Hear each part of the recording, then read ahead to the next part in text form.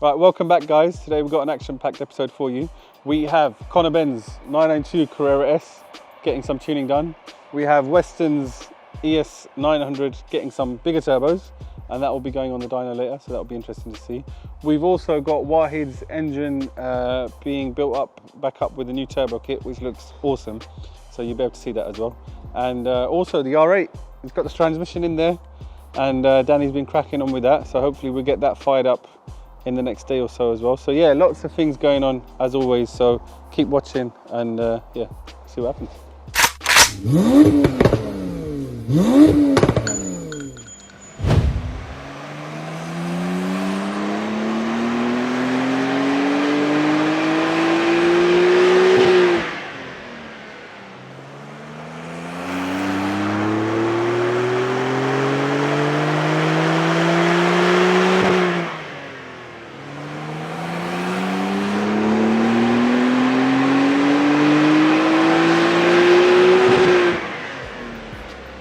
Right guys, so we've done some baseline testing with Conor's 992 Carrera S convertible. We did some draggies and it ran like an 8.2, 8.3, which isn't bad. I mean, the quoted power on these from factory is 444. You came in and you stole the autofocus. Is 444, which isn't equivalent to an 8.2, 8.3. So Porsche do they're quite conservative with the figures that they gave for the Carrera S. And it's proven on the dyno as well. So it made, as a baseline, 431, 433, and the highest figure was 438, which is the one that we're going to go with, and 360 foot-pound of torque at the wheel. So that's around about 510, 515 at the crank. It's got V-Power fuel in it, just normal shell. But you can see that correlates then with the V-Box figures. And this is also why the draggy figures are so important as well, because you can have a dyno number. It doesn't mean anything until you put it on the road and see what it actually does. If it was just 440 horsepower, it wouldn't be running 8.3s. It would probably be in the 10-second range or something around about that number.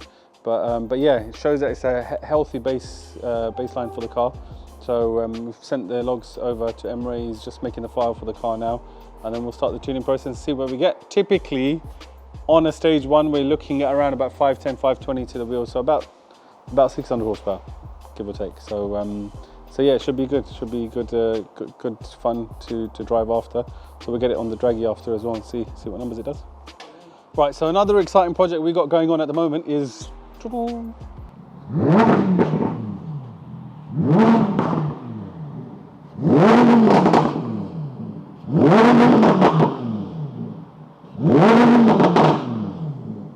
this Performante that is in for our twin turbo kit. So as you guys may have seen from the R8 video that came out, I think 2 weeks ago, no, it was a couple of weeks, yeah, a few weeks back anyway, our V10 twin turbo program has been in effect for quite a while, and in Turkey MUNRAJ'S done a few cars and we've done a few here as well. But yeah, this one's in now for a TT kit. So this will be getting rebooked back in. We brought in just to take a look at it, to take some measurements and to make some amendments to our current kit for the perf, and then it's getting rebooked in I think in about 4 weeks time, once we get a few of these other builds done, and we're going to get that done. So that's going to be really exciting. A stock engine, stock clutch, stock gearbox build, so we're going to be looking at about 1,000, 1,100 wheel. We don't really want to push any more than that on the stock gearbox. I know people out there pushing like 1,300, 1,400, but there's no point because it's going to just break. So unless somebody is willing to strengthen the gearbox and the clutch, and then eventually the engine, there's no point in us trying to sell the customer a fake dream and say we're going to give you a 1,500 horsepower car on the stock components, when it will probably not last very long if it's running at that power and brake. So that's not the way we work. Our package is designed to be reliable, and it's going to have some longevity for the customer at that level. And then if he does want more power after that, then we can obviously build on top of it. However, 1,100 wheel horsepower in one of these, even 1,000 wheel horsepower in a Performante is going to be insane. For the UK, for our roads over here, it's going to be very, very fast. Probably 100 to 200 in the 3.3, 3.4 second sort of range. So that's going to be insane, man. But we're very, very excited about this. So this is definitely one to keep tuned in for, because that's going to be an epic project for sure.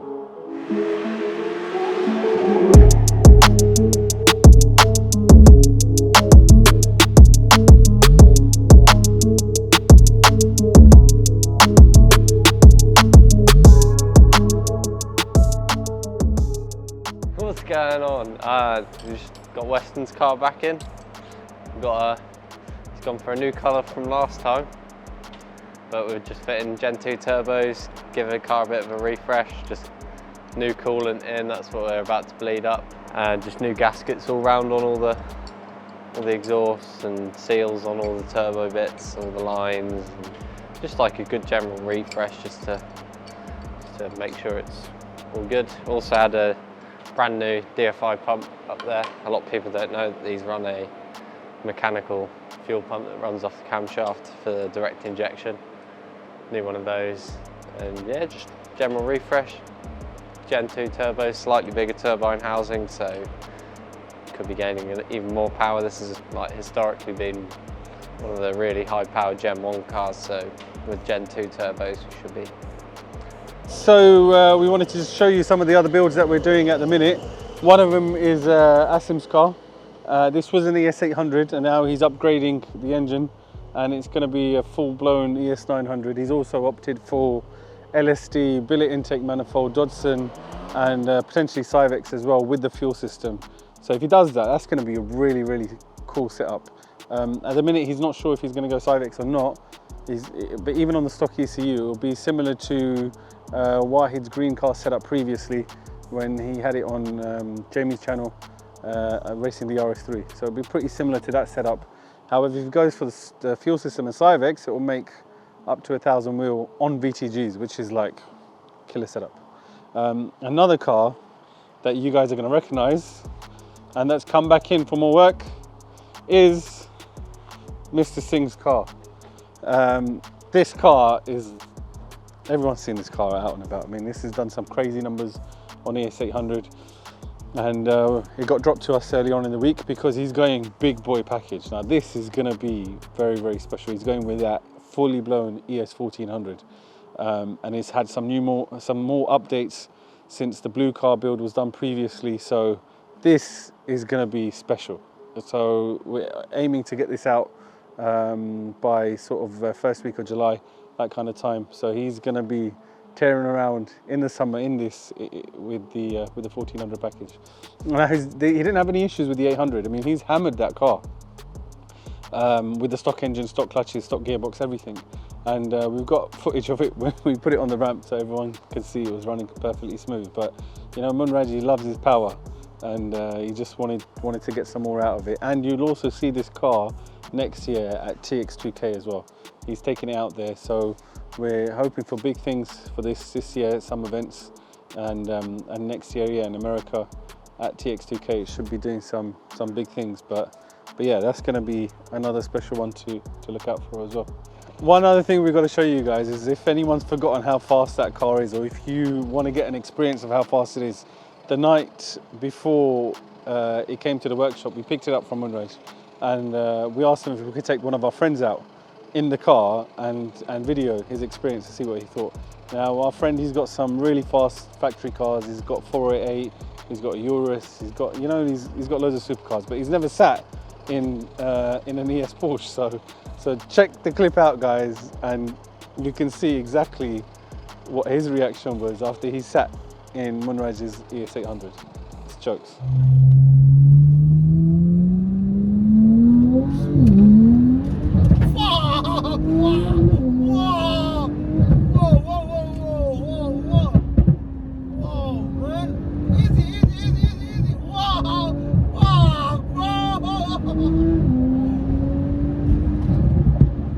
This car is scary, bro. Easy, man. Oh my god. This car is fucking scary. I'm not even lying to you. Easy. No, everything is breaking. Oh, the crash keys. Easy. Oh. Okay, that's it. That's it. Go. Bro, leave it, man. about the people. They go turn left right now. Look, dude, I know, but take it.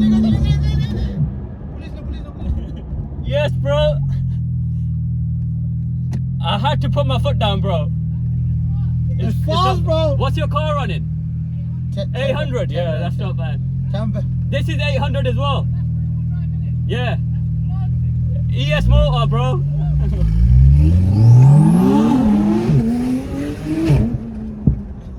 Oh, bro, take it easy, man. Now I know how I make people feel. Easy. Whoa!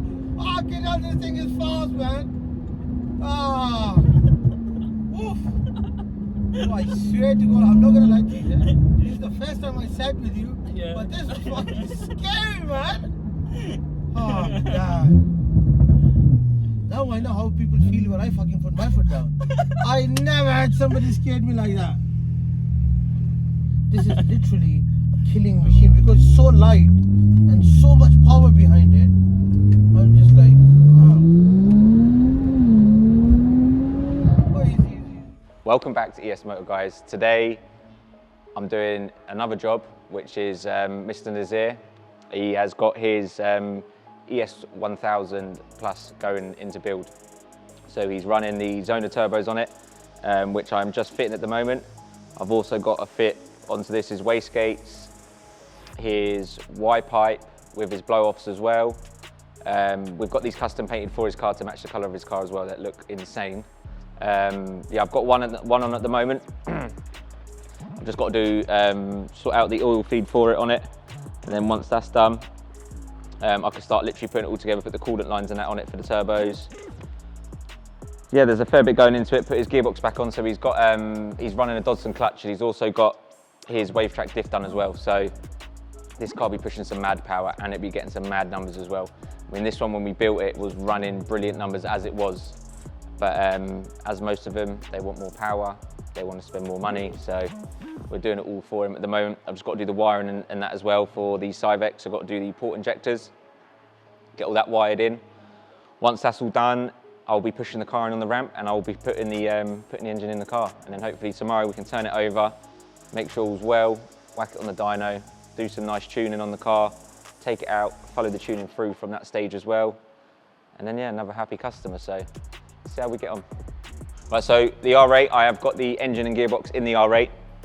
I've just got to finish off a bit of wiring, just waiting on some parts for the car at the moment that are coming from Audi. And then once they're here, obviously I can put all the oil and stuff in like that as well, and turn it over. And then once that's done, this will be going to Turkey because Emre is making a full custom turbo system for this car. So this will be pushing some very good power when it's all done as well. So I've just got to finish off my bit, get all the Cyvex wired in. Yeah, and just a few little niggly bits, and then hopefully start her up, box her up, and send her off to Turkey. When she comes back, we can finish her off. What's going on? Oh, got it. He's having fun today. There you go. That's the other side of it. As well as everything else we had to change on Weston's car, we've also now had to change Destroy GGR. Yeah, he's absolutely blown it apart. Should be one nice solid piece like that. That's why his car was sounding like a bit of a tractor. So give me 5 minutes, and then that will be this car all back together.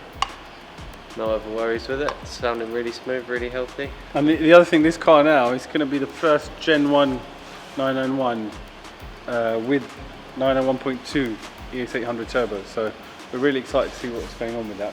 We've also upgraded his DFI pump as well to the Gen 2 version. The Gen 2 version is at higher pressure compared to the Gen 1, so it will give him a bit more fuel. We'll have to see where the limit is with the Gen 2 pump and the stock fueling system. He's also still on the stock manifold, so that's a bit of a limitation as well. However, it's really exciting for us to see what this is gonna. It's always been like a much higher power car. Yeah, exactly. Yeah, it's just making power. Because the thing is, on the Gen 2s, these turbos and that setup on the stock engine, it makes about 820 wheel. But with the addition of him having the built engine and the 901.2 pump, we are hoping it should be 850. Well, yeah, I'd hope it would be over 850, about 880, 890, something like that. Because he's not got the manifold as well, so I guess with the intake manifold, it'd be over 900. But he's got the rest of the supporting mods. He's got the Dodson and the engine and everything else, so that's all good with it. But yeah, this will be good. We'll get this on the dyno later on today and then see what happens.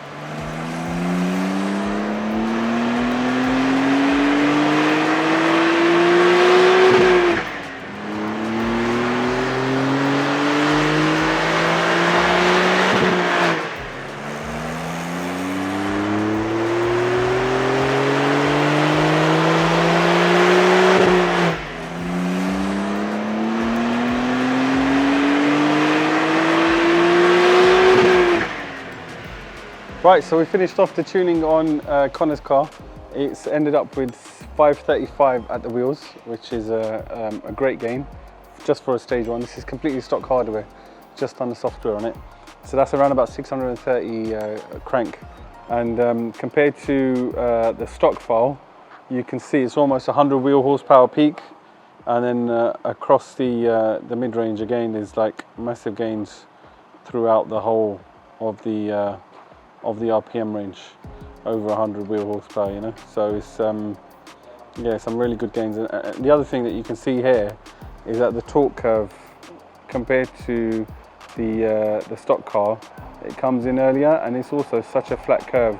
You peak at 450 odd foot-pound of torque, and it's holding over 400 foot-pound of torque all the way to the end, compared to before when it didn't even make 400. So let's get a better look at that dyno figure, the graph there. So yeah, you can see the torque curve there is awesome. I mean, it just peaks and holds all the way to the end of the RPM range, and again with the power curve as well. It's very, very linear, great power delivery. So it's going to be a fast car for a convertible. So Rebase is going to go out now, do some road logs, do some draggies.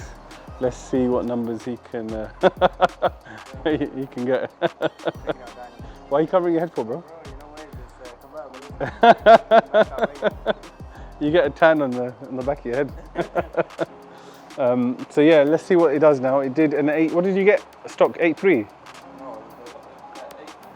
8.6? Yeah. Oh wow, okay.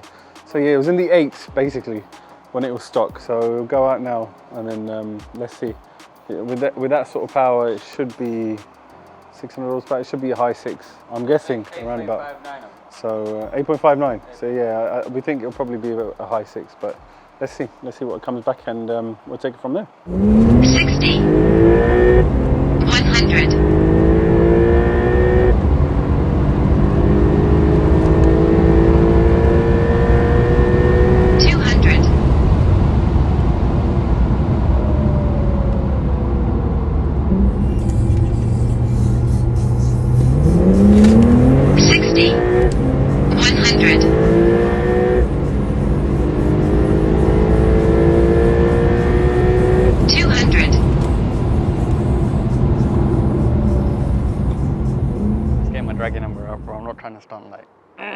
I'm joking.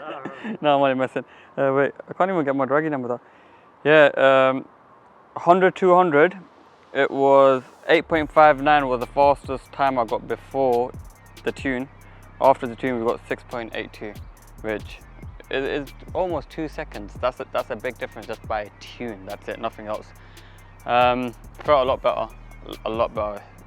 Before I drove it, it felt like really slow from gear 1 and 2. It felt like it was jerking. After the tune, just straight smooth throughout the gears. Feels a lot faster, and especially where we test our cars, it's not a long road, and it was so much easier to do after the tune. 2 seconds make a huge difference on when it comes to tuning a car and the times that you're doing.